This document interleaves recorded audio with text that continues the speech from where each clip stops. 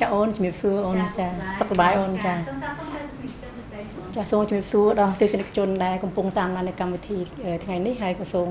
ជំរាបសួរដល់អតិថិជនទាំងអស់ដែលតែងតែគ្រប់គ្រងនៅមជ្ឈមណ្ឌល Megabel ក៏ដូចជា Megabel Clinic ដែលយើងដំណើរការបានកន្លងមកនេះចាជារួមអូនគឺបងបើកជា clinic នេះរយៈពេលចាប់ផ្ដើមហើយជា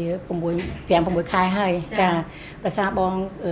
នៅចាប់មណ្ឌលចាស់គឺយើងបើកតែព្យាបាលទៅលើការកែសម្ផស្សក៏ដូចជាការថែសម្ផស្សហើយយើងប្រើលេជាផលជាអីអញ្ចឹង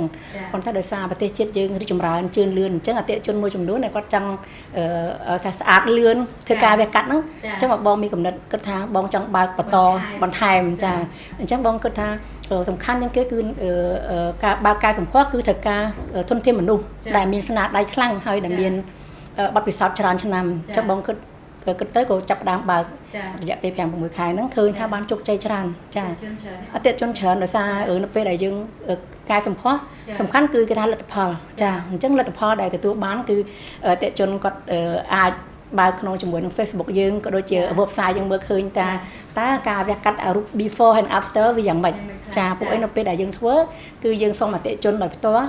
ដើម្បីបង្ហាញពីចែករំលែកចាឲ្យគាត់ដឹងថាតើយើងបើកថ្មីមែនប៉ុន្តែវិជ្ជបណ្ឌិតជំនាញដល់កម្រិតមួយណាពេលបច្ចុប្បន្ននេះបងទទួលបានអតិថិជនច្រើនពីការវះភ្នែកកឹបភ្នែក2ជាន់ណាអូន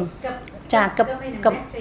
យល់រួមអូនការកឹបភ្នែកគឺយើងភ្នែកខ្លាំងជាធ្លាក់ហើយអ្នកខ្លះគាត់ខ្លាចកំបិតខ្លាំងខ្លាចការហើមខ្លាចការចិញ្ចៀមច្រើនហ្នឹងហើយគាត់អត់សូវមានពេលថែទាំគាត់យកសេវាកម្មខាងកឹបចាកឹបហ្នឹងរយៈពេលតែ20នាទីឃើញស្អាតហើយចាអត់ទៅហើមអីអញ្ចឹងទេប៉ុន្តែការវះកាត់បើសិនជាគាត់មានថាលក្ខណៈយាខ្លាំងឬក៏គាត់ចង់បានផ្នត់ខ្លាំងគាត់ត្រូវការវះកាត់ហើយការវះកាត់ហ្នឹងគឺយើងប្រើនាទីច្រើនជាងការកឹបអាចពី45នាទីរហូតដល់ទៅ1ម៉ោង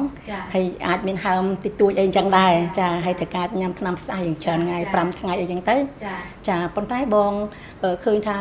លោកបញ្ចាំបណ្ឌិតគាត់មកពីកូរ៉េហ្នឹងគឺគាត់ធ្វើស្អាតខាងកឹបភ្នែកហើយនឹងខាងកែចំហឲ្យស្អាតចាហើយការកែចំហហ្នឹងគឺគាត់មានរោងចក្រសម្រាប់ធ្វើជាខ្ទង់ចំហតែម្ដងអូនចាគាត់មានរោងចក្រតចាពួកអីការធ្វើចំហនិយាយទៅស្នាដៃគឺប្រហាក់ប្រហែលគ្នាទេបងតាមបងឃើញកន្លងមកដុកទ័រខ្មែរក៏ធ្វើស្អាតដែរប៉ុន្តែការខ្ទង់ចំហហ្នឹងអ្នកខ្លះខ្ទង់ការខ្ទង់វែងចង់រៀងស្រួល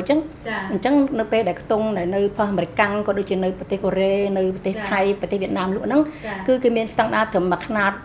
ទូចាខ្នាតអាស៊ីខ្នាតទូខ្នាតវែងអីប៉ុន្តែអត់មានចង់រៀងក្រាស់ស្រួចមកទេអញ្ចឹងរោងចក្រគឺគាត់តម្រូវទៅតាមឆ្អឹងចំហយើងអញ្ចឹងអតិថិជនមួយចំនួនដែលគាត់មកដល់ហាងយើងមើលចំហគាត់ថាតើខ្ទង់ចំហហ្នឹងគឺអត់ត្រូវជាមួយគាត់អញ្ចឹងយើង order ឲ្យគេ design ចំហហ្នឹងបានតែម្ដងគ្រាន់តែការយើងចាំពេលវេលាថាប្រហែលជាមួយទឹកទៅពីអាទិត្យចាសំខាន់គឺខ្ទង់បងគិតថាខ្ទង់គឺសំខាន់ជាងគេនៅពេលដែលយើងធ្វើហើយជាទូទៅខ្ទង់អ្នកខ្លះគាត់ធ្វើច្រើនចេញស្រួចឬក៏ខើចឹងណាអូនប៉ុន្តែនៅ